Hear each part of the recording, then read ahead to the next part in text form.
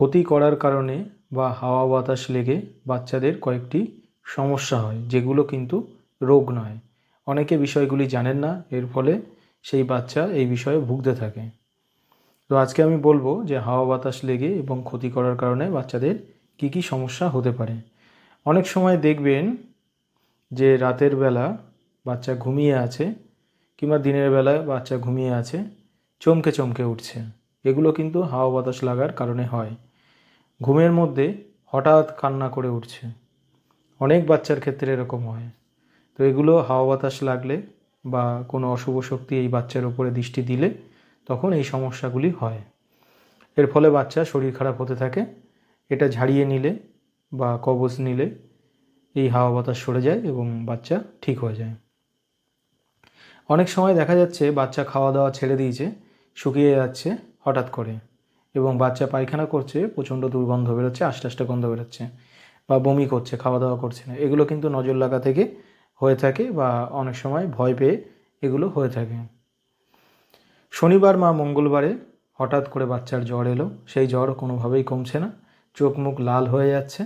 এক্ষেত্রে অনেক সময় চুল কাপড় কেটে পরঘাট করতে পারে। যদি দেখা গেল কোনো ওষুধ খেয়ে ভালো হচ্ছে না, তাহলে বুঝতে হবে এই বাচ্চার উপরে পরঘাট করা থাকতে পারে বা ক্ষতি করা থাকতে পারে। সেই সময় এটার প্রতিকার করলে অবশ্যই বাচ্চা ঠিক হয়ে যায়। দিনের পর দিন বাচ্চা শুকিয়ে যাচ্ছে, খাওয়া দাওয়া করতে চায় না, এক্ষেত্রে নজর লাগা থেকেও এরকম সমস্যা হয়। কিংবা বাচ্চা শুকিয়ে যাচ্ছে, খাওয়া দাওয়া করছে না, রোগ ব্যাধি ছাড়ছে না, হঠাৎ হঠাৎ ভয় পাচ্ছে, কেঁপে কেঁপে উঠছে, কেউ পিছন দিক দিয়ে গেলে বা ডাকলে আচমকা ভয় পেয়ে উঠছে।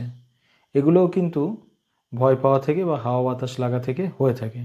তো সেক্ষেত্রে এই হাওয়া বাতাস লাগার জন্য ঝাড়িয়ে নিতে হবে বা ট্রিটমেন্ট করে নিতে হবে, তবে বাচ্চা কিন্তু এটা থেকে মুক্তি পাবে।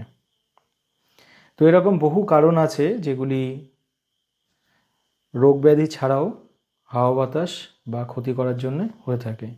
অনেক সময় দেখা যাচ্ছে বাচ্চা প্রচণ্ড কাঁদছে, কোনোভাবেই কান্না থামছে না।